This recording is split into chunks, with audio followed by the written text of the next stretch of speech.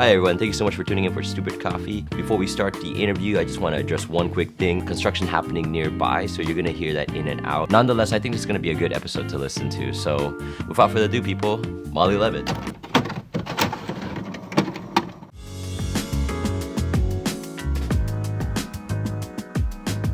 Yeah, well, welcome to Stupid Coffee, where we interview artists who are still working hourly jobs and, or not, have been successful in art and how they feel about the industry. So today I got Molly. What is your last name? It's Lovett. Molly Lovett, guys.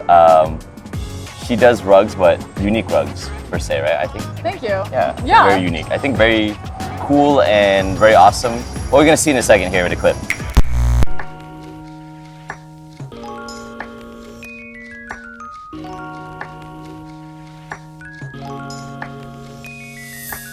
Today we have our coffee. This is actually, I should have told you what it is. Yeah. Just like going with it. The coffee today is from actually Coffee Project. It is the Rwanda. Check that out, people. That is. Coffee Project, women owned in New York City, local. So you know how we like the local. But yeah, what do you think about the coffee? Oh, I really like it. Yeah. I like that it's subtle, but like the acidity is there. It's nice. Like dances in the background. Yeah, and how do you make coffee? I do a lot of different things. For a while I was doing like stovetop espresso. Right now I'm doing a lot of pour overs mostly. Sometimes I French press. Yeah. AeroPress. Yeah. Nail drip. That's my new one. Nail drip. Oh, that's a fun one. Yeah. Yeah, like the Japanese like slow style. Super yeah. slow. Super slow. String of pearls. Do you put ice in that or no? No. Okay. Fair. I really only drink hot coffee. Oh, okay, nice, Yeah, nice. yeah. That's great. Yeah, tasting all of the elements as it is, I guess, terroir and everything without adding Yeah. anything else. So yeah, let's just dive right in. Okay. Let's talk about like the art that you do. Yeah, I would say that I'm a fiber artist. A fiber artist. Yeah, anything with yarn, I do it. So like I'm a knitter, I crochet, embroider. Right now I'm mostly tufting, which is the process of making rugs. Oh, that's really cool. Yeah. Tufting. Tell us more about like what's the difference? So tufting is done with a machine. It's called a tufting gun. Okay. You stretch fabric across a frame and then feed the yarn through the gun. Mm-hmm. And then the gun basically pushes the yarn in and out of the fabric and cuts it so that it makes tufts. In the fabric. So instead of something like weaving, which I've also done, where you're like constructing the fabric as you go along, it's more like you embellish an already existing fabric to be in a rug form. Got it. Yeah. It sounds very complicated. And you said there's a machine now that makes it, or? Yeah, so it is like more mechanical than most other fiber arts that I've done. Fair.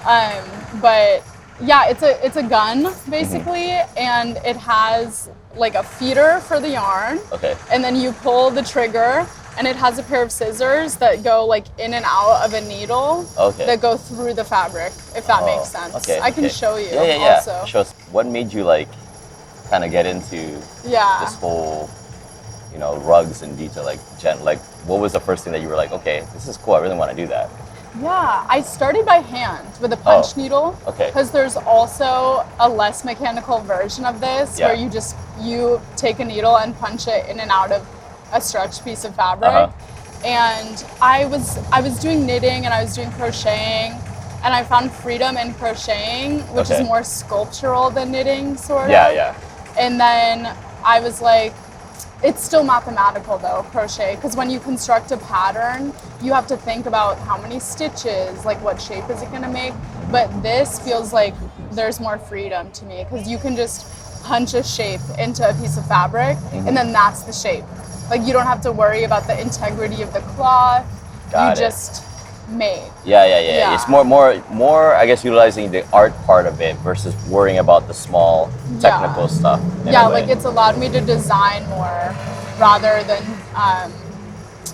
than just like follow a pattern or something, which I still like to do sometimes. Yeah. How did you realize that, okay, I want to do rugs though? Yeah, I think it was actually during the pandemic, like sort of classic. Oh, so kind of pretty recent. Yeah, kind of recent. Because I just needed something new. Like I was saying, I was crocheting a lot. Yeah. And yeah, I was just looking for something else to do with yarn, which is like my medium, really. Yeah. And I was on the internet and just went for it. Yeah. And then tufting more specifically, because that's when I started to punch needle, do it by hand. Yeah. But then I went to college in Colorado, and one of my downstairs neighbors was selling a tufting gun, and she knew that I was doing the punch needle stuff, and she was like, "Do you want to buy it?" That's dope. And I said, "Yeah." And so wow. that's, What are the odds? That's crazy. Well, that's kind of fun though. I mean, so wait, you were from Colorado? I'm from LA. Okay, from LA. I'm from LA, and I went to college in Colorado. I graduated in 2021. And then I moved to New York in the summer of 2021 last year. Quite a big move. Yeah. Do you live in, where do you live? Like in, Bushwick or whatever? Yeah, I live in Bushwick, like a few blocks down. Sorry. I just assumed Bushwick and lived in Bushwick.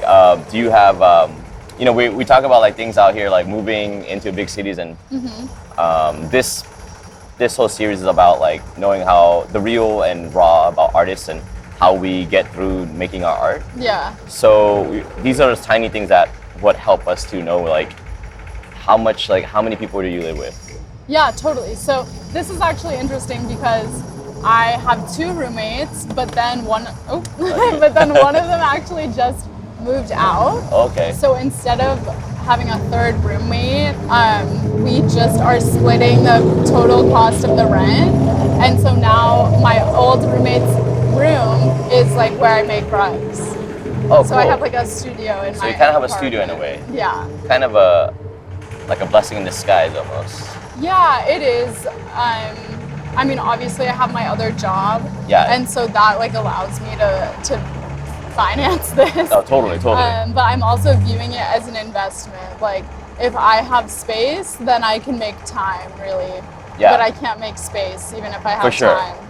That makes sense. Yeah. If you don't mind sharing with us, from the pricing range, Yeah, so what do you... before I was paying $9.50 a month. $9.50. And now I'm paying $14.50. Okay. But that's kind of cheap, to be honest, for Manhattan. Yeah. I think. Well, for Bushwick, it's okay. For Bushwick, you get an extra room. Right. You have a living room and everything, right? Yeah, living room. And we have 3 beds. 1.5 bathrooms. Wow. I have a cat. A cat too, yeah. Yeah. So, I mean, that's pretty good, I think. Yeah. 14, and then also have your own studio. Yeah. Because you would spend $400 outside to have a studio. Exactly. Yeah. Exactly. And not in your house. Exactly. So, yeah, that's really cool. So it all works out. Yeah. Things are tight. Don't get me wrong. Yeah. For sure, but then it kind of makes you, I don't know. Doesn't that kind of make you want to be more successful in a way? Drives you a little bit. Yeah. Were you always a creative person, you think, when you were younger? Yeah, I think so. I mean, when I was really young, I read a lot. Oh, okay. And I think that was a creative expression outlet. But I learned to knit when I was 10. My mom taught me. Oh, cool. And that's sort of when this all started. Kind of spiraled down. Yeah. I really love this. Yeah. And my grandma is a prolific crocheter. Mm-hmm. And so that's another reason I think why fiber arts specifically are so important to me. This story is so many women's stories about craft. Yeah. And there's this really interesting debate going on right now about is craft a fine art? And what is the delineation of craft? Sorry. But yeah, I think the fact that fibers specifically have been... Can we come back again? Yeah, we can come back. That was amazing. So my grandma is an amazing crocheter. She makes at least a blanket a week. Oh my God. Yeah. Whoa. And and my mom is an amazing knitter and just a crafter in general. And my aunts also are crafters. And so I just think that there's this thread. There's this common thread of fibers being passed through women through generations, and to be a part of that is really cool. But also I think myself and a lot of other like women fiber artists that I know are like trying to push it forward and be like, why is craft like separate? Why is it something separate from like art? You know, how would you receive me if I said I was a painter? Yeah. Versus like I'm a fiber artist or a crafter. You know? So you're saying that like society right now is not thinking of craft as a artist, basically. Yeah. It's just part of like, is this the old saying like women craft that's not real art? Yeah, it's like women's work. Yeah. And like that's something to be celebrated. Yeah. That it's like traditionally women's work. Yeah. You know, so. Yeah, and then the moment a guy does it, it's art now, I guess. Yeah, exactly. Right? Okay, fair. Cool. So that's awesome though. I mean, it seems that like you're paving your way in your own style of like carpet and can I say it's a carpet? What do I say? Yeah. A rug? Yeah, rug or like, because most of my rugs don't even really go on the floor. For a carpet, I see like carpeting as like carpet wall is like to a full wall. Okay, Yeah. my bad. Did you go to art school or? My bachelor's degree is in philosophy and psychoanalysis. Whoa. I also have a minor in classics. Whoa, okay. Yeah. Do you ever see that being used in your artwork at some point, or like, do you see that ever kind of going into it? Yeah, I mean, I'm always thinking about stuff. Yeah. But I also think that for me, like, my art is more about just like, what colors do I like and what shapes do I like? Yeah. And then just go they for it. just happen. How Yeah. you feel, yeah. Yeah. Do you start with like, I don't know, like do you start with an emotion or that's kind of pretty much what it is, like whatever your emotion is feeling, you want to put it on? Yeah, or like sometimes, because I have so much yarn in my apartment, so I feel like most of what happens is I just see this yarn that I have like randomly placed next to each other and I'm like, oh, I would never think of putting those two colors together, but like now I see it and I'm gonna do it. Yeah. And so mostly I'm really inspired by color itself, I think. Yeah, so it seems like you're very visual. Yeah. You see and you get inspired by the look of things. Yeah. Not super conceptual, Yeah. I would say. So yeah, you're like the true artist and you're just going with like how it feels and not really like, like not really the, nice. Not really like, some people would be like, I want it to be this way, you know, and that's normal too. Like I would do the same, like I would be like, all right, this song needs to be sad and I would just like find a way to find, you know, but most of the time it never works that way. You just whatever you're feeling and then you just make it. But I know some people who, I need to make a sad song and then they'll look for like minor chords and really like go into the depths of the technicality of things versus just breathing it. My question was going to be like who inspired you, but then it kind of seems that like your grandma inspired you in a way. Or do you have anybody? Honestly, that is sort of like I think it's a difficult question because I never had the moment where I was like, oh, this person's doing that. Like, that's cool. I want to do that. Yeah. It's more about the process for me. Like, I need something to do, you know? Fair. So crafting has always been like what I like to do. And so it's more about the action of it, I feel like, than the product. Like I'm not very like product oriented, I would say. Okay. Does that make sense? Yeah, of course. So there's not like anybody that, because I don't think I've ever seen, but maybe I'm looking in the wrong places, but I don't know anyone besides you that does like what you're doing, you know? Oh, there are amazing things happening in the rug tufting world. Like, I am so not. There's this unaware. amazing artist named Trish Anderson. Trish Anderson, okay. Who's an amazing highlight tufter. Trish Anderson. Shout out to her Instagram, whatever.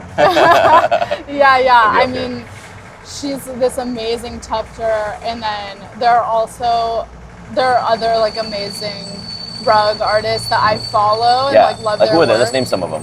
Let's give some shout outs. Well, let's see. Can I look? Yeah, of course. Okay. There's this person with the @rugburntsoul. Okay. Their name is Leaf. Oh, cool. Really cool stuff. There's this company, Ugly Rugly.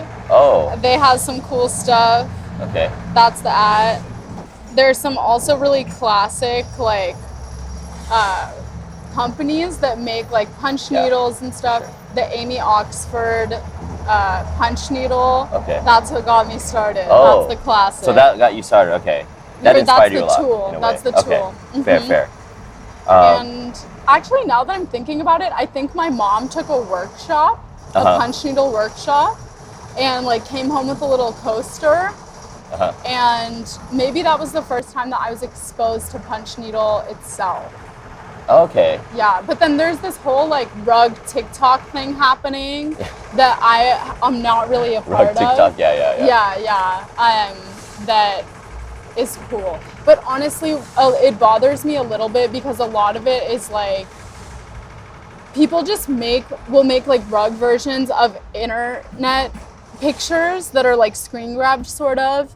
And like that's cool and it's getting a lot of attention and it's kind of like hypey. Like there's like sneaker rugs and things. Like there'll be like a rug image of like a Jordan or something. Oh, and, got it. Yeah, and that like it's cool because it's like it's craft, but then also it's a little bit like hypey and it doesn't feel like what I'm doing. Yeah. You know? Well, that's just like they're just going for quick like bait. Not really like. And then if you use like acrylic yarn, which I'm not trying to acrylic yarn, but it's like for me it's about like durability and like investment in like materials and just like to some extent sustainability. Fair. Yeah. Fair. But in terms of accessibility, acrylic is much less expensive and like everyone should be able to do art if they want, you know? Fair. But it's complicated. You were in team like, no, screw acrylic yarn. Let's do organic yarn. I don't know. Is that what? Yeah, I use wool. Okay, cool. Use wool. There you go. But acrylic is plastic. Okay. And to me, it just isn't like.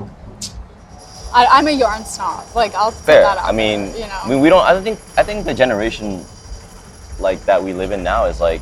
I don't think anybody wants to be like in the plastic world. You know, if they could not really use a plastic. You know. Yeah. So I get that. I think the viewers would know that too. And also yarn making itself is a craft. Like to harvest wool from sheep and like card it and spin it and dye it. That's also a craft and it feels really cool to honor somebody else's work. Yeah, that's a good point. That yarn. Yeah. And by me like doing something to me that's beautiful with it. And so it's about all the way through. Like in my dream world, like I have a sheep farm. I do it all myself. Like I spin it, I dye it, and like make rugs. You know, so. Yeah, I've seen people do it in like Indonesia or like or like or even upstate New York, Argentina, like stuff. Yeah. Shout out to the Rhinebeck Sheep and Wool Oh, Festival. whoa. Yeah. Fair. Yeah. Sponsor her. Oh, So I was wondering, do you think that you have a style in your rug making? Yeah, I like bright colors and organic shapes. I'm inspired by like, I think I'm retroactively inspired by like my biology textbooks from like middle school and whatever. I can totally see that now. Yeah, like a lot of people are like, oh, it's a mitochondria, like the powerhouse of the cell. Wow, that's cool though. Yeah, and then I don't know. I can totally see it now. Style. I can totally see it. Yeah, it makes sense because part of me was thinking too, like, that looks like something I learned in biology, but it's not conscious, but it's just like I love a blob. I love a good blob. Yeah, it's really cool. I feel like that's a defining style. Thanks. What drives you actually? Like, you know, like keeps on you making like, you know what, I'm gonna keep going. And you clearly like expanded. You didn't care about like, let's get another roommate. You said that you just made that room now your spot and paying extra to. So clearly that's kind of driving you. But what makes you, you know, keep going? Yeah, I think just like the desire to make stuff. Because to be honest, it's not even my goal to like quit my job and become a full-time rug maker. Okay. Like that's not my goal. I think that it's been important for me to have like a delineation between like my art and my career. Because I feel like if I put all the pressure of my art being the thing that makes me money on it, it won't be like enjoyable or pleasurable for me anymore. And so I just think that like I need to make stuff, and so I need to make space in my life for me to do that. And if I can like make some money while I'm at it, like obviously I need that. So do you think that ever you want to, like if you had a choice and like this is kind of making more money in a way, like would you go do full-time? Maybe.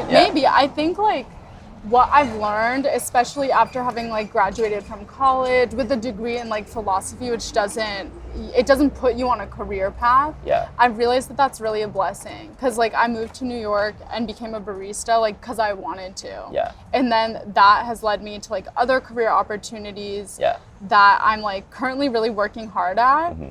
And so I think if I've learned anything, it's just that being open to whatever happens, like that's where I want to be. So like I'm open to that as a possibility, but I'm not working towards that as like a really concrete goal at this moment. But I can see it happening. You just want to put pressure on yourself to be like, because I feel like also that magic kind of disappears to you a little bit when you start to figure out the business side of this and stuff. And totally. I get that. Yeah. And so it's more important that I can just like continue to keep creating and doing that on my own terms right now looks like having a full-time job. Yeah, for now. Yeah, for now at least. Yeah, that's cool. So what do you do for, to pay the bills right now? Yeah, I run a cafe. Okay. Mm-hmm. And so like you're the manager, assistant manager? Or I'm a store lead.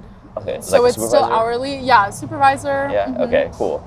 And like, how do you find yourself in, what is that, like a 6-hour, 8-hour kind of gig every day, or? Yeah, right now mostly I work 9 to 4, 5 to 6 days a week, realistically. Oh my God.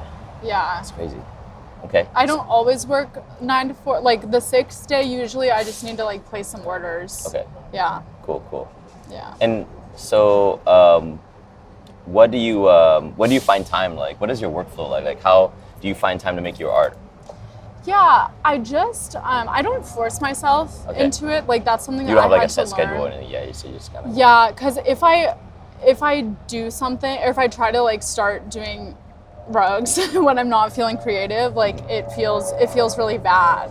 Like it's a pretty physical process. Like you'll see with the machine. And so if I don't have the energy for it, then it just like sucks the joy out of it. Fair. But really, I try to make time, like especially on my days off, in the mornings. Like that's when I have the most energy. What's our morning like? As in, how early are we talking about? Like? Well, it makes some noise, so I don't want to like wake my roommate or anything. Fair. But like, after I have my coffee, like after I eat breakfast, like maybe like a 10 a.m. like rug making session is really nice. 10 a.m. Okay, that's nice. Yeah. Yeah. But also sometimes in the evenings, like. Sometimes I just like get a little burst of energy. Like if I work until 4, then usually I eat dinner like 5 when I get home. Yeah. And then in the evening after, like if it's one of the good days, then I can just make some rugs. Yeah. That's awesome. So that's kind of a set. Well, not really a set, but like you'll just kind of go through and how you're feeling more. Like not really like a set time. Yeah, I just try to prioritize it and like fill my schedule gaps with it. Mm-hmm. Yeah. Now let's talk about like client work, because I know you've done client work before. And how does that look like? Like when you have a set deadline, or do you tell them a deadline, or they give you a deadline? How does it work? I'm not like that good at deadlines. So you say you don't really work well with deadlines. I don't really do deadlines. That's the because I have problem. a full-time job, like. Yeah. And because I have this sort of policy where I like don't force myself to work if I like don't want to. Yeah. It can be really challenging. So when I can, I just give myself very generous deadlines. Okay. And and then I'm just like open with people. I've been lucky to have mostly friends and family commission my work. I don't think I've ever actually done a piece for like a stranger, Okay. And so I don't do deadlines. Fair. Do you think that like every time the deadline's here, you're like, can I ask for more time, or? Yeah, or like for my first commission ever actually was a Christmas gift. And so you really had to. And so I started like months before because I do like hand sewing. Hand sewing, okay. Yeah, so I like to hand sew and hem my pieces. I just started working with glue again, but it doesn't like totally sit right with me to like just slap glue on the back of a piece that. Yeah, it feels wrong. Yeah, it feels wrong to put glue on it's against wool, what your policies. But I sort of have like gotten over myself and just started using glue again. So that will make it easier, because the tufting is the short part. The long part is the finishing of these pieces, especially if you're going for like durability, which I am. So that's cool. Yeah. Oh my God, I can't wait to see these new pieces that you have. Oh yeah. I'm so excited about what I'm working on right now, actually. Do you have any like? Well, we already talked about. I guess you don't really have a mentor, do you? In a way. No. Yeah. No, I don't. I don't want to like put it out there that I'm like self-made, or I don't know what that even means, but like. Yeah. So she's self-made. Nobody is like. Nobody is like mentoring me through the process. I guess. Fair. I mean, I'm sure that like, I guess it is kind of like a self-made kind of situation. When you're making art and stuff, like, do you ever feel like defeated, or like you just want to not do it anymore? Sometimes. Yeah, I think sometimes like when it's become stressful to like meet a deadline or something. Yeah. Or if I don't have energy, but I'm in sort of the position where I just have to, like, then yeah, sometimes it's hard. What do you do to like get you like back in focus? Like, all right, I gotta do this. Yeah. What are the actions that you take? Mostly, that's hard. Because mostly I feel like I just trust myself that I'll like bounce back from something like that. Like I haven't gone through like a long period of like not being able to like bring myself to do art. Like sometimes I'll just like dissociate and like stretch a fabric, you know, and just like draw something. Yeah. I'll do something little, like sketch a design or something that will just sort of bring me back to it. Okay. Sometimes I'll just like do the dishes or like clean in my apartment. Like if my space is clean, it will make me want to work more. So you're one of those. Got it. Because there's two artists right now that I'm seeing a bunch of. That is two that one has to have the mess. Everything needs to be like everything there, messy, and just like, all right, I have everything where it's all at. Yeah. And then there are people who like have to have a very clean, stress-free environment. Yeah. And I can do my art. So okay, cool. Especially when my like studio was my bedroom. Then that would be really challenging, because the amount of like yarn, the little scraps of yarn you'll see, like they just get everywhere. And so if I like haven't done laundry and then there's like little bits of yarn like all over my room, like it just gets really stressful sometimes. Because you're having the separate space. Because you're thinking really of like, oh man, I gotta clean all that, and it's just a lot of these small things that add up. Because if I start again, like if I start tufting and there's already a mess, like it will just contribute so heavily to the mess, because it produces all these little yarn scraps. Yeah. Fair. I kind of have I see my aunt's place and there's a lot of these little fibers, so I kind of get a gist, but I think yours is even more different types of yarn that make a lot of, so I can see that being a total chaos. And it's dusty. Yeah, and you're probably like, do you think that you're a neat freak? No, oh my God. No, really? I'm not a neat freak. You're not like, this needs to be here. No, I'm sort of honestly a messy So you're person. just like, get home. Yeah. Just throw it. That's sort of how I am. Like I'm trying really hard not to be. Yeah. It's fine. I feel better. Adulting. I feel better when things are clean. I just like, I need to be in it's like crafting. Like I need to be in a specific mood to clean. I feel you. Lately I've been in that mood a lot more. So that's great. Yeah. Well, what made the change? What made the change? I think like my anxiety. Oh, okay. It's fair. That's great. Yeah. Things that you're just stressed out and now they're gone, and then now everything's kind of easier for you to manage. Got it. In a mellow sense, anxiety can be a good thing. You know, it shows you what you need to do. Yeah. I mean, that's kind of like the fight or flight kind of moment, as like if you need to make money and you're just like, I need to make this. Exactly. And you kind of don't really care about anything. You just do that thing. Yeah, exactly. So in a way, cleaning up your room and everything, that's kind of luxury per se for most artists. Yeah, it's luxurious to have a clean Because some people space. don't have a time, right? They're just like, I just need to make this right now, make money. So time is money. It's such a weird job. Yeah, it's such a weird like banter of like artists of finding the right area of like money and time, because like sometimes I feel like if you need to make the money, then who cares about if it's clean or not? We just need to get it out right now as soon as possible to pay these bills. So. And that's why my job is really important to me. Like that's why I work so hard at work, and like I'm working towards goals, like very concrete goals at my job that are gonna make it so that art is not like, I'm not subsisting, I'm not living on my art. Fair, you know, fair. I'm like paying my bills with my job, and Yeah. that's important to me. Fair. I respect that. Thank you. Yeah. Do you ever feel like challenged at work sometimes? Like, and I know that like you're not thinking of it being like a full-time thing, but do you think sometimes like work gets in the way sometimes of you creating your art? You know, like, and I know this, like, are you the person that like if I don't do this art, I feel stress? That's hard because like right now, work is my priority. Okay. And so yeah, you're in flight mode right now, Yeah. kind of. So you need to make money to survive. So that's the priority right now.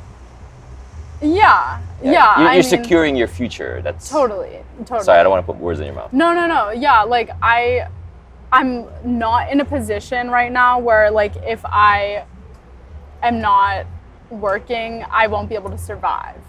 Right? Yeah. Because I've like, you know, but I think that I don't feel that like work gets in the way of my art, because I've always been like, even when I was a student, you know, I've always had to balance my time in this way.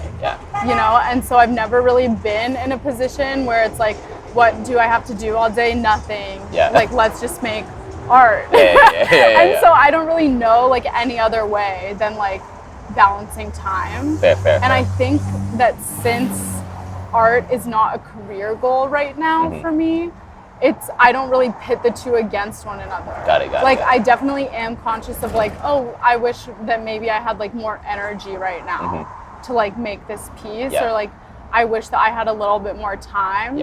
But it's sort of always been that way for me. Yeah. Okay, that's good.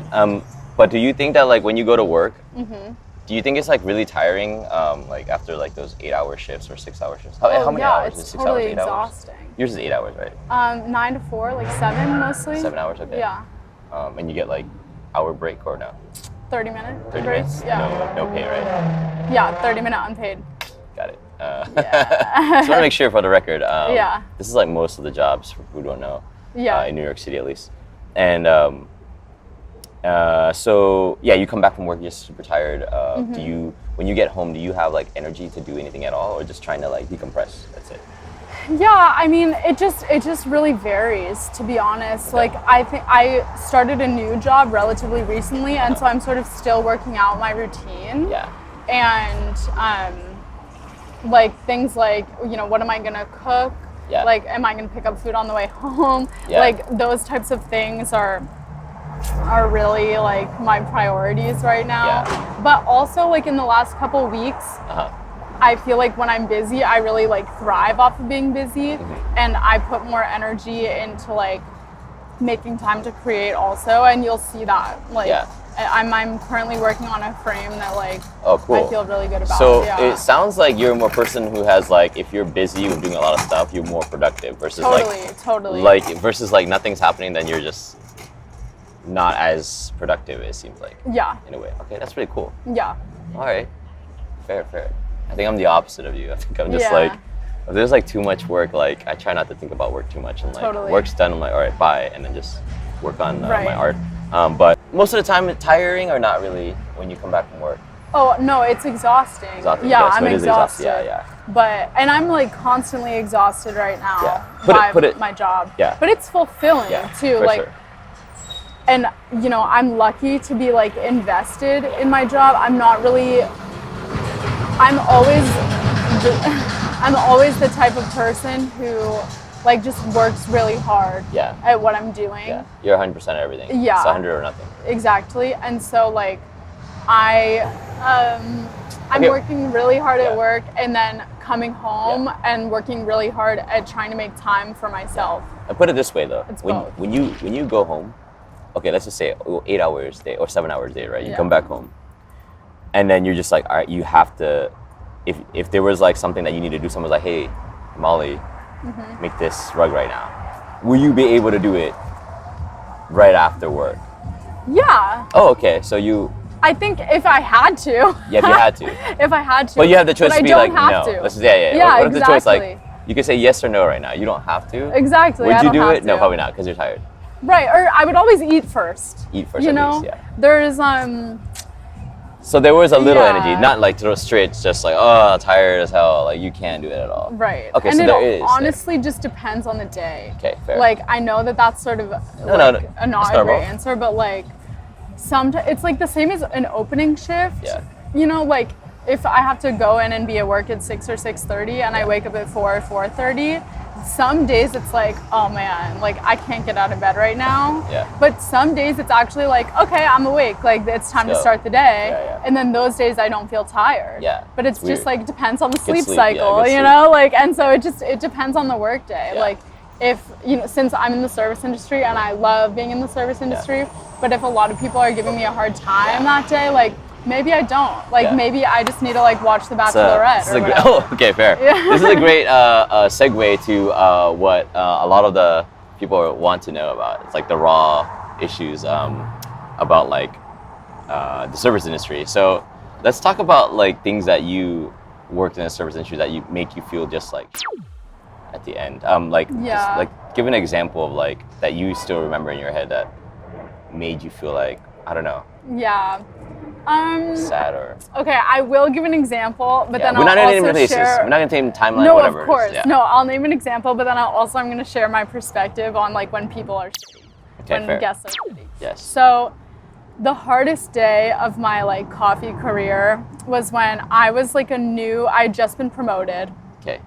And I was like new as a lead on the floor. Okay. And the internet went down at like 8:30 a.m. So this is in the middle of the rush. And I'm training someone new.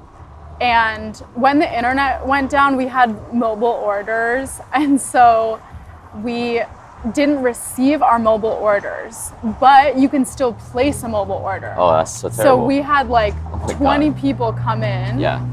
Before we realized that we had 20 people come in before we realized that the internet went down and be like, I ordered this drink, where's my drink? But we weren't getting the tickets, right? So we didn't know. Oh no, this is And so terrible. I had a coworker going around writing down everybody's orders. I was in the back trying to fix the internet. I come out and there's this lady who's like, I need to speak to the manager.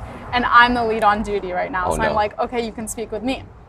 And just to like set the scene, the music goes off when the internet's not working because our music is connected it's connected. So it's silent. Silent as hell. It's silent. I'm behind the bar. There's this lady and like all the other people waiting for their drinks are around. And she's like, we want a coffee. And she's like, you guys, I come here every single day. Okay, I've never seen her before. And I go there every single day because I work there. Yeah. And she's like, I come here every single day and you guys never make my drink on time. You ruin my day, you stress me out, and you make me late to work, and like you really need to get your shit together. Oh my God. And I was like, okay. And so I just listened to her, obviously. Like I do my customer service voice. I'm like, okay, like, you know, we're trying as hard as we can to get your order to you as fast as possible. And we're also just doing our best, you know, and just like do all that. But she's like berating me in front of all these people while I'm trying to deal with like the internet being down and like training this new person. Yeah. And so that was like one of the hardest days of my service career. I'm so sorry. That's this crazy. Lady. And then she did come back, and I like kept seeing her all the time, and she just pretended like she forgot what happened. But terrible person. After that, she left because we made her drink quickly and like got her out. Yeah. But she left. Here's a coupon. So I was joking. Oh. Now here's a coupon for you. Come back. Exactly. Unlimited drinks, I guess. Yeah. But she left, and then like other people sort of came up to me, other guests after that, and were like, "I'm so sorry, like that was really shitty of her." Yeah, everybody to do. heard, and like the we whole can place. because everybody heard, and it. so that was like humiliating for me because it was like she was like publicly, berating me. Yeah. It's public humiliation at its finest. Holy crap! Sorry about that. No, it's okay. But here's the thing: is like those people sort of rallied around and like supported me afterwards. Okay, I'm so happy that happened. Yeah, and what I learned is like, and I learned this from one of my old coworkers too. After someone was unhappy with their drink, whatever, they come up to you and they're like, "This is unacceptable," and like they start like talking all this shit you. And the thing is, it's like, we have a choice when that happens. Like, those people, they have to carry that anger and frustration with them, but like, I don't have to. Like, when they leave, like, they're gone, you know? And so if somebody wants to like complain about coffee and that's gonna like ruin their day, like it's not gonna ruin mine. Because that's, you know. That's great. I mean, it's good that, but that's the crazy part about this industry is that you just have to take it a lot of times. And how much you were getting paid? At that point, like 16 an hour 16 plus an hour tips. For that. Tips, hopefully. Right. But yeah, you know, like that has to be their baggage, not mine. And so I feel like I've done a really good job of like being able to take that, like take my moment, breathe, and then just like be extra kind to the next person and maybe have a positive interaction with them, you know? Fair. Yeah. So that's my perspective. And you were gonna say something else besides that? That was the other one, the coworker said that's what you were sharing. That's what, that's what he said. He was like, that person is so miserable. Yeah, for sure. You know, they're so miserable that they have to take time and energy out of their day to make your day miserable. But then if you like let that in, then like you're corrupted. Well, like I just feel like I can't let people have that kind of power over me, especially people who are going to be shitty to service workers. For sure. So like don't be shitty to service workers. Tip well, at least tip. I mean, tip something, man. Come on. It's just how it is. A lot of people will argue about like the tip service and how it does in America, but like, yeah, it's true. The restaurant should pay and everything, but like, hey, nobody's changing anything. Nobody's doing anything about it. Right. And then we have no power, clearly. We're service worker. Yeah. So it's not like we have like 100 people or like unions and stuff trying to help us out. And even if you are a part of a union, you still gotta pay that union fee, which is like ironic because we're living in America. It should be like, I don't want to get into deep to it, but I don't know. You know, but anyways, I don't know that much about you. The raw stuff. What I'm saying is that the raw stuff in like this industry is that you take and then you get only tip and you only get paid $15 or $16 an hour in Manhattan. On top of that. It's expensive. Which is crazy to think about that. So one of the questions that I've been like waiting to ask you actually is that it's about work situation. Have you ever felt like crying at work or felt like messed up? I have cried at work. Dang. I think that. When was that? That was when. I was just. What happened? Don't have to tell where. Totally. No, I was working in like a really high volume environment, and I just had mostly some coworkers that like really frustrated me. I think that I've been in situations where I didn't feel totally like respected at work, and also competence is rare. I have to say, and I didn't know this before I started working in the service industry, but like I've had to deal with a lot of like incompetent coworkers, which just sort of disproportionately like transferred the workload onto myself and like my other competent coworkers, and so it just put a lot of pressure on us to keep a business that was, you know, doing like up to $50,000 a month in coffee sales. Like, that's crazy. Yeah. Wow. So anyway, so you cried in the back, or what happened? Oh yeah. I mean, I definitely like have cried in the back of like coffee shops. Do you remember the specific reason? You know, there were a few times. Sometimes it would just be like getting in little arguments with coworkers who are also my friends. Like it's like family. We've all worked it out. It's like weird family. family. Yeah, like trauma bonding. Or just being. I hate you. No. Yeah, or there have been times where I had worked like, you know, like 2 weeks in a row, like with no day off, just like picking up shifts, you know, because people call out, and like when people call out, it's like you just do what you can to like keep the shift afloat.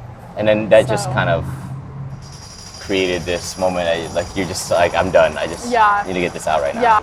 There was a time when I just assumed a lot of responsibility for placing orders and just keeping everything in stock, and I was having a really hard time getting people to to communicate with me. Yeah. And so on my one day off, we ran out of something, and the next day, and this is a really crucial ingredient. Yeah. And the next day I came in and we had none of it. Oh my God. And it's the type of thing where if people would communicate with me, yeah. like I just felt like everyone was sort of icing me out. Yeah. And I felt really alone. Yeah. And so that day I cried at work. Yeah. You'd like, just like, excuse me, everybody, and then goes in the back. Yeah, or I was sort of already there, and that day, like, I had taken a lunch break, and I like had just like eaten a really delicious peach, and just turned everything around, you know. Okay, so, that's good. Yeah. Fruit seems to be a good antidote. Fruit's good. Fruit's good. Yeah. It's just the little things, like that day, like running out of that thing was just the breaking point for me. Yeah. A lot of other. But it's about resilience. Yeah. Like just going back and like doing what you can with what you have. Yeah. So it's rough. Yeah. But well, thank you for sharing that. Little story. Of course. Work is emotional. Like I think that the myth of like professional and personal is a myth. Like I think that especially in service where it's like so physical and you're doing it with like your body and your time, like that means something. And like when you're interacting with people all day, it can just be a lot. Yeah, for sure. And everybody handles it differently, but yeah. I have to say that that's definitely, I agree with that 100% with like, especially people who are kind of incompetent, like they come to work and they just want to make a buck and they don't care about the job, and then it just makes everybody's life harder. Yeah. And then you just kind of want to just, quit or like, you know, and you, like you said, physical. So you're doing all these other extra work that they were supposed to do. Yeah. Because you're trying to make them feel happy. So you're again like a pleaser in a weird way. Like you're pleasing the customer and then you're pleasing this person. Yeah. And you don't owe them that anything. Right. It's just like so stressful on the body and brain. I can see that. And it's not even like to like shit talk those types of like coworkers, but screw that, I'm kidding. But like especially when it's like you're working for, you know, for like a company, you know, and you just feel like a cog in the machine or whatever. But I don't really see it as that. Like I see my job always as like doing whatever I can to make everybody else's job easier. Because like at the end of the day, it's like you can't do it alone. Like me and whoever my coworkers are, like we've always been a team, you know. And so if everybody just does their part, like I've had moments where it can be so much fun, and like work can be filled with so much joy. And like there are, for every like bad story about a guest, like there's such a good one. Like I've built so many amazing relationships with people that I've met at work, and like of course those are the moments that I feel like are really like and you put in the tears for those moments. Fair. Do you ever see yourself like sometimes being so angry? Do you ever catch yourself angry? So you don't really get angry? I really try not to. Let's just say that you were at a moment where you're just so angry. Yeah. What do you do to like release it? You go home and you're like, No, I'm not angry like that. Like, I don't really do anger. Like, I just think it's not worth it. It's the same thing as like when people are shitty to me. It's like that they have to carry that, and I don't. Fair, and so even if I'm like frustrated with a coworker or something, like I can generally put that aside and like have a calm conversation. That's great. Yeah, direct communication is really important. You're a very calm person too. I can't really see you get angry unless like, I don't know what would make you angry, to be quite honest. Yeah, there are a couple of things, but I can't see it. Right. Yeah. I get frustrated like at work, but I try not to let it lead to anger because I feel like that just leads to bitterness and like all these other stuff. Yeah. Fair. So, do you give yourself like breaks between like when you're doing the art? Yeah. Like as in like you know, I don't know your routine, but do you do it? You said like you do it kind of randomly on I don't know if it's every day or every 2 days. Like how do you do your art? Hopefully like at least a few times a week. A few times a week, sitting down, And do you ever feel like that you just need a time to break and not do that stuff, like a vacation a bit, I guess, from the art? Definitely. Like sometimes, even like yesterday, I tufted for like maybe 30 minutes, And then I was like, you know what? Like, I'm exhausted. I opened yesterday. I came home, I ate, and then I like did some art. Yeah. And then I was like, my hands hurt. Yeah. Like, I'm tired. I'm gonna stop. Fair. And so, yeah. And then I just like watched a bunch of Killing Eve. You know. And Nice. so like, I give myself time to rest. Like, I think that setting those boundaries for myself have been really important. Like, if I have no energy, I can't be good at my job. I can't be good at like making art, which I see as like self-care. For sure. So, That's great. So you do give that time for you. And do you actually go on vacation and stuff? It's been a little while. Yeah. It's been a while. I actually recently, I went to San Miguel de Allende in Mexico. Oh, nice. I have family friends who live there, and they commissioned a rug from me, and I brought it to them, actually. Dope. That's so cool. So that was fun. I went with my mom and my sister. Oh, wow. And that was the last vacation that I took. That was like 4 or 5 days. Yeah. But before that, like, even the last time I was home in LA was in February, and the next time I'm planning to go is in November for Thanksgiving. Oh, that's cool. So right now I'm really focused on work. Yeah. Not a lot of For play. sure, for sure. Yeah. It's a part where like you're it's kind of because like we were saying earlier, like a fight or flight kind of moment. You are trying to establish yourself, like your your pay and everything, so that once that got clear and have a steady moment, I feel like you'll have more time to make your art. I'm assuming that's what probably usually works out that way. Yeah, totally. Or I don't know if I'll have more time. Like, the career goal that I'm working towards, I think will actually be more demanding, like a more demanding schedule. Yeah. But it will also offer me more flexibility. Yeah. And that's really what I'm like working towards. I'm 23, and so I have like a lot of time, I feel like. And I just feel like if I work really, really hard right now and like just put energy into like having flexibility in my career, then that will just give me options, and that's what I'm working towards, is just making options for myself in the future. Yeah. How do you like balance like your time with friends and relationships? Having all this in the mix. Yeah, I mean, it's also hard. I'm a scheduler for sure. Like, this was in my calendar. Put in time, Yeah. So like, sorry, Mom. A free Sunday next year. Right. Lately, my schedule has been really, really demanding, and so I've been definitely like being social a little bit less. Because I'm sort of an introvert and like I need time by myself. But it's just being honest with myself about like what I have energy for. And usually if I schedule in time for myself just to like not do anything, then that gives me energy for all the other things that I need to do. Yeah, that's good. Yeah. That's healthy. Yeah. Learning that early, that's great. I didn't learn that early. Yeah, I mean, I'm just trying. Yeah. I'm trying really hard. Hey, it's all good. To find balance. You're doing pretty good. Do you have any like connections that you have helped you to do the rug art, or like advice or anything? I mean, definitely like every single person that has commissioned a piece from me, like that has meant so much. Yeah. And so all my connections with those people, everyone who comments on my Instagram. But I'm saying like more like someone helping you, like, man, I don't know how to do this thing. Is there anybody like that you ask like, hey, how do you do this thing? Like a technique or something? Yeah, a technique or something you don't know, or like along the way. Like. Yeah, mostly I just learned from like internet videos, like the Amy Oxford like punch needle Amy thing. Oxford? That's the people Amy who Oxford, are the punch needle people. Got it. But it's a group, it's not a person. It's a company. Amy Oxford is a person who made a rug hooking company.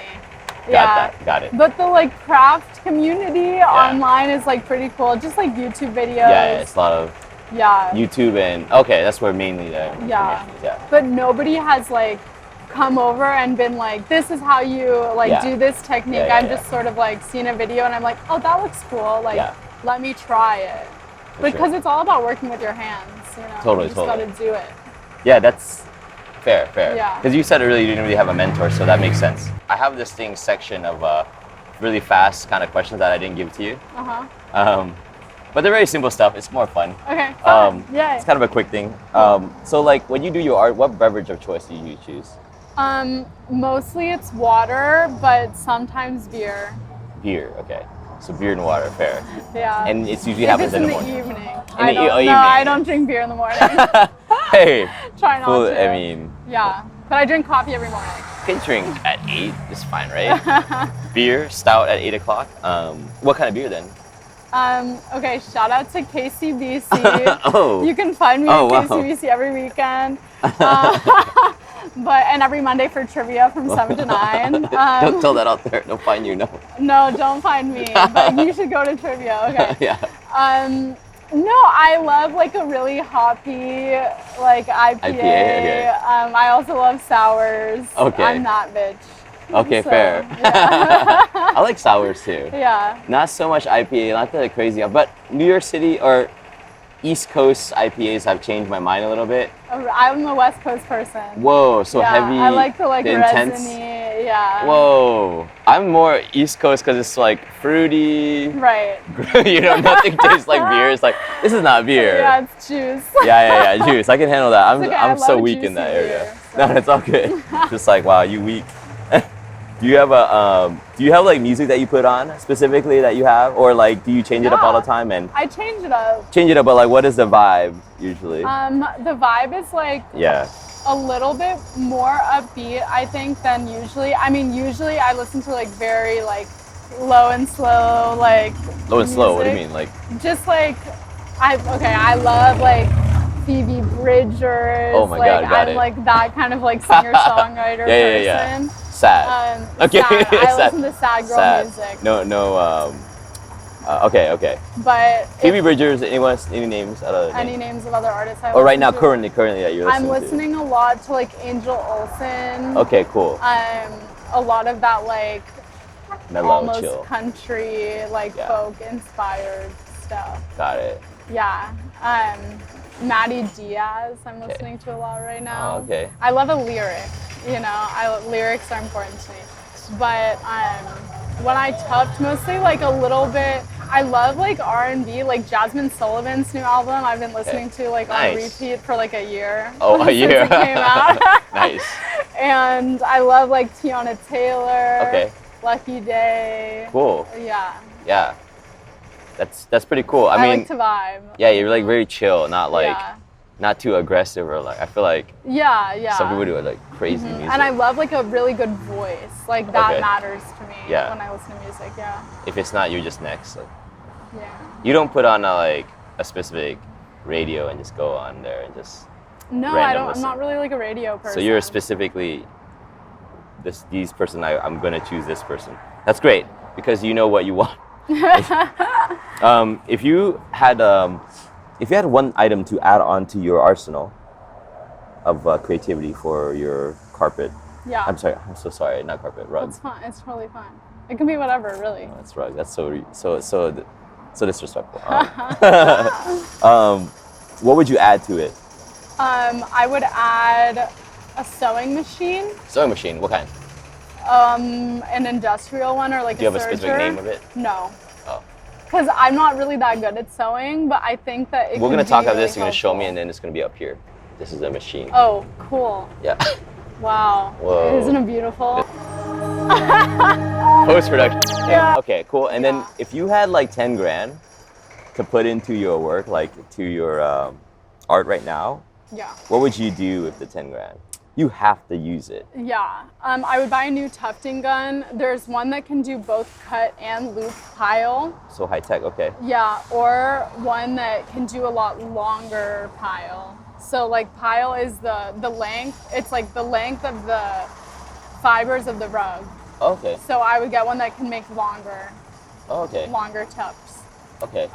But that's a little bit high tech, and then I would probably have to like rig it to the ceiling because it'd be too heavy. Nice. And it needs an air compressor, that one. So maybe that. So yeah. I would buy a lot of yarn. I would probably spend the majority of it on yarn.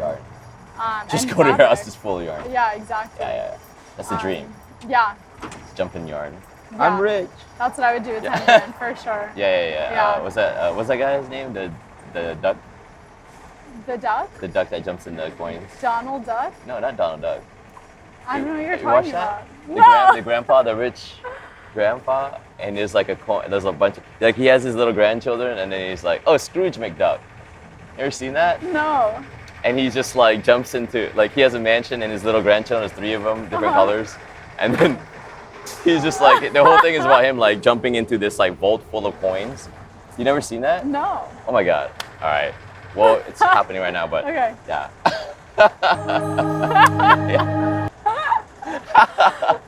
Wow. Okay. I'm amazed that you didn't get to see that. Is it a cartoon? It's a cartoon. I have a hard time empathizing with animated characters. But no, this is like it's children. I'm not like watching it as an adult.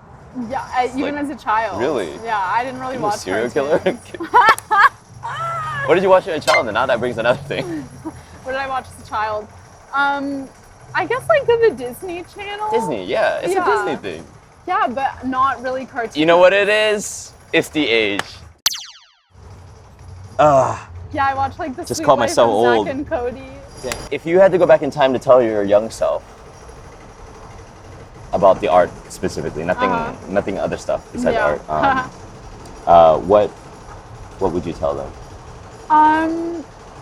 And you're really young now, so I don't know how far back. I don't know. To be honest, this is a cop-out answer, but I don't think I would do it. I don't think I'd go fuck with the past, cause I really like. But you're there now. You're just looking at it like so. My like openness. What would you stay okay, open? hold on. Just stay open. Hold on. What would you? Okay, just stay open. Yeah, just stay open. Like, learn what you can from the people around you. Yeah. You know. You're pretty satisfied. It seems like what has happened so far. I feel pretty satisfied. Yeah. So you're passed out. Looks at you. You go in the future. Like you take it. Sorry, you go in the past. Yeah. You go into a time capsule and then you see yourself. And then you're gonna be like, what the f? You're me? And then you're not saying anything because you're just like. Yeah, just keep doing what you're doing. Just keep what you're doing, but then they're gonna ask you a question. They'll be like, so how is it? How is it? Yeah. Like in the future? Yeah. Yeah. I'm you. Yeah, I would I'm say, your old like, self. You're gonna go through some shit, but like, just do it. Just go through it. You know, like, just stay open to what life has in front of you. Say yes to as many things as you can. Whoa. Like someone tried to sell me cocaine. Should I buy it? No. No, not that. Set appropriate physical boundaries. Got it. Set appropriate physical boundaries. Set appropriate emotional boundaries. And just say yes to not to drugs. Say no to drugs. Say no to drugs. PSA. Say no to drugs. This is like a after school special. To people. Yes to opportunity. Unless you really want to. Oh my God. Okay. No, don't do that. We'll bleep that out. Don't worry. Okay. Cool. And what about people who are trying to get into the rug business, or not rug business, but rug art? Into rug art. Start with a punch needle. Start with a punch needle. Start with the punch needle. You need to make sure that you have space. And it is like a little bit of an investment. Start with a punch needle, do research online, and make sure that you love it before you invest in your tufting gun. That's what I would say. Perfect. Yeah. Well, thanks so much for having me here, or coming out here and chilling in the sun, drinking coffee. At the DeKalb Public Library. Yeah. Shout out to libraries. Shout out to the library. Stoop. Thanks for joining Stupid Coffee. Thanks for having me. Thank you. We'll have all of your things in the description, all the links, wherever you want to be a shout out, anything on there. But yeah, thanks for again. Man, I can't speak. Thanks again for watching Stupid Coffee. We'll check out next artist in the next video. So see you guys soon. Bye.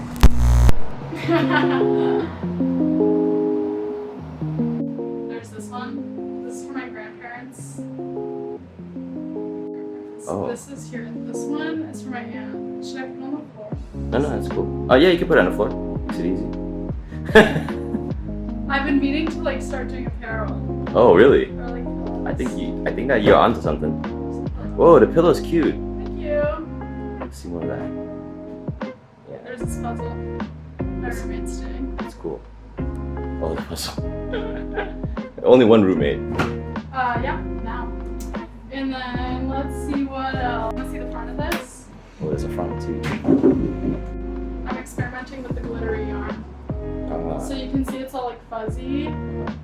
The square is just a gauge, so that's how I know like how many square feet the rug will cost. Oh, this is the one that's like the expensive one, you saying? Some of it, so that purple color is when you don't have to double it, but Hey, then just you can touch it if you want. That's what I think is cool about fibers, is like it invites you to touch it too. Whoa. So this is how it works. This is what again? This is the tufting gun. The tufting gun. Yeah, so you can see like the scissors. Yeah. Can you see? Yeah. Come forward and then cut, and the needle pushes it in and out, and the yarn goes through here and then in a hole in the needle. That's cool.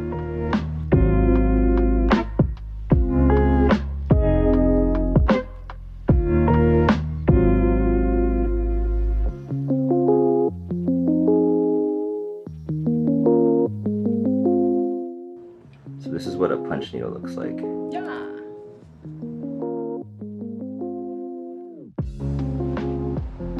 Wait, that is, when did you make that? The mirror? Yeah.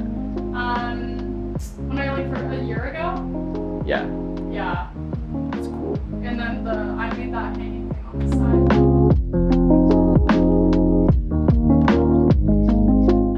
You made that thing? Yeah, I crocheted this and that little matching pillow. It's a beanbag. That's amazing. Thank you. Cool. That's so cool.